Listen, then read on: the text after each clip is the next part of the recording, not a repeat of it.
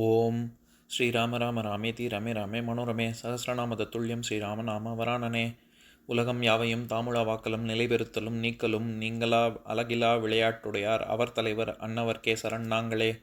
எத்திர எத்திர ரகுநாத கீர்த்தனம் தத்திர தத்திர கிருத்தமாஸ்தகாஞ்சலிம் வாஷ்பவாரி பரிபூர்ணலோச்சனம் மாருதிம் நமது ராட்சசாந்தகம். அஞ்சிலே ஒன்று பெற்றான் அஞ்சிலே ஒன்றை தாவி அஞ்சிலே ஒன்று ஆறாக ஆரியர்க்காக ஏகி அஞ்சிலே ஒன்று பெற்ற அணங்கை கண்டு அயலாரூரில் அஞ்சிலே ஒன்றை வைத்தான் அவன் எம்மை அழித்துக் காப்பான். இன்னைக்கு நம்ம கம்பராமாயணத்துல பாலகாண்டத்துல அகலிகை படலத்துல 22வது பாடல் பார்க்க போறோம். எல்லையில் நாணம் எய்தி யாவர்க்கும் நகை வந்து எய்த புல்லிய பழியினோடும் புரந்தரன் போய பின்றை மெல்லியலாளை நோக்கி விலைமகள் அணைய நீயும் கல்லியல் ஆதி என்றான் கருங்கல்லாய் மருங்கு வீழ்வாள். இதுதான் பாட்டு. இப்ப நம்ம பதம் பிரிச்ச பொருள் பார்க்கலாம். புரந்தரன் எல்லையில் தன் உடம்பு முழுவதும் சாபத்தால் கெட்டுவிட்டதனால் இந்திரன் அளவில்லாத நாணம் எய்தி நாணத்தை அடைந்து யாவர்க்கும் தனது நிலையை பார்த்தவர்கள் கேட்டவர்கள் எல்லோருக்கும் நகை வந்து எய்த பரிகாச சிரிப்பு வந்து எய்தும்படி புல்லிய பழியினோடும் தனக்கு நேர்ந்த பழியோடும் போய பின்றை வானுலகத்திற்கு சென்ற பின்பு மெல்லியலாளை நோக்கி அம்முனிவன் மெல்லியலாளான தன் மனைவியை பார்த்து விலைமகள் அணைய நீயும் தீய ஒழுக்கத்தால் வேசியை போன்ற நீயும் கல் இயல் ஆதி என்றான். கல் வடிவம் ஆகுக என்று சபித்தான். கருங்கல்லாய் மருங்கு வீழ்வாள். உடனே அவள் கருங்கல் வடிவாய் பக்கத்திலே வீழ்வாள் ஆயினாள். இப்ப நம்ம இந்த பாட்டுல இருக்கக்கூடிய நயங்களை பார்க்கலாம். அதாவது புரந்தரன் அப்படிங்கிறது இந்திரனுக்கான பேர் தான். நம்ம அது பல பாடல்கள்ல முன்னாடியும் பார்த்திருக்கோம்.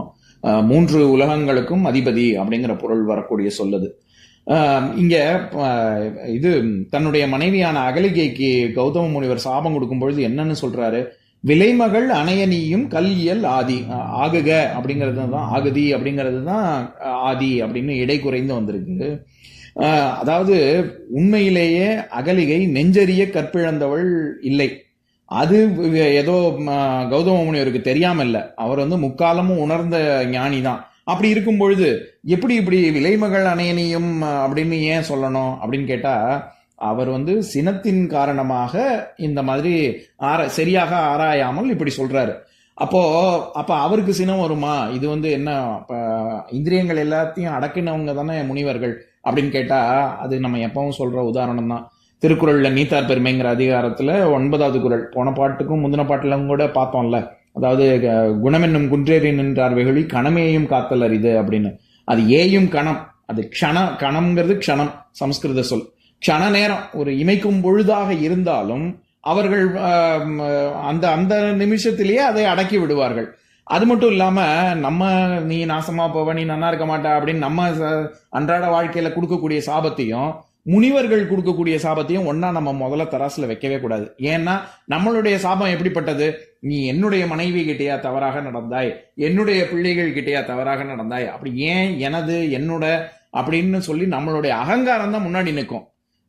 ஆனா முனிவர்களுக்கு அப்படி கிடையாது. அவர்கள் தர்ம அதர்மத்தை நிலைநாட்ட அதற்காக தான். இப்ப இது விஸ்வாமித்திரர் கோபம் கொள்கிறார் அப்படின்னா, அவர் வேள்வி நடத்தும் பொழுது வேள்வி நடத்துவதற்காகவோ அல்லது எப்படி காயத்ரி மந்திரத்தெல்லாம் அவர் தானே நமக்கு வழங்கினார். அந்த மாதிரி உலக நன்மைக்காக யாராவது ஒரு இடையூறு வரும் பொழுது அவங்களுக்கு வரக்கூடிய சினம் தானே தவிர, நான் சொல்லிட்டேன் அப்படின்னு சொல்லி அவர்களுடைய அகங்காரம் காரணமாக முதல்ல அவங்க கோபிக்க மாட்டாங்க. அது மட்டும் இல்லாம இதை நம்ம எப்படி புரிஞ்சுக்கணும்? போன பாட்டிலேயே தீவிழி சிந்த நோக்கி அப்படின்னு முக்கண்ணன் சிவனை போன்ற எப்படி நெற்றிக்கண்ணுல இருந்து நெருப்பு கக்கக்கூடியவரோ அந்த மாதிரி முனிவன் அப்படின்னு ஏற்கனவே கம்பர் சொல்லிட்டாரு. அதனால அந்த க்ஷண நேரத்துல அவர் சொல்லக்கூடிய இந்த வார்த்தை தான் விலைமகள் அணைய நீயும் அப்படின்னு. அதை அப்படியே நம்ம ரொம்ப ஜாக்கிரதையா அர்த்தம் பண்ணணும். இதை நேரடியா இப்படி அர்த்தம் பண்ணிடக்கூடாது. ஏன்னா இதுக்கு இப்ப நம்ம இது பஞ்சகன்யா ஸ்லோகம் நம்ம சொல்லுவோம்ல, அதை நான் சொல்றேன் கேளுங்க. அகல்யா திரௌபதி சீதா தாரா மண்டோதரி ததா பஞ்சகன்யா ஸ்மரே நித்தியம் மகா பாதக நாசனம் அப்படின்னு. நம்ம பாவங்கள்லாம் தொலைக்கிறதுக்கு இந்த பஞ்சகன்னிகை ஸ்தோத்திரம் சொல்றோம். அதுல திரௌபதி சீதா தாரா மண்டோதரி இவங்க எல்லாருக்கும் முன்னாடி முதன்மையானவளாக யார சொல்றோம்? அகல்யாவை தானே சொல்றோம். அப்படி இருக்கும் பொழுது அது அவள் குற்றம் செய்தாள் அப்படின்னு நம்ம எடுத்துக்க கூடாது. அதனாலதான் அதாவது முக்காலமும் உணர்ந்த கௌதம முனிவருக்கு கௌதம முனிவர் உருவுல தானே முதல்ல இந்திரனே வந்தான்.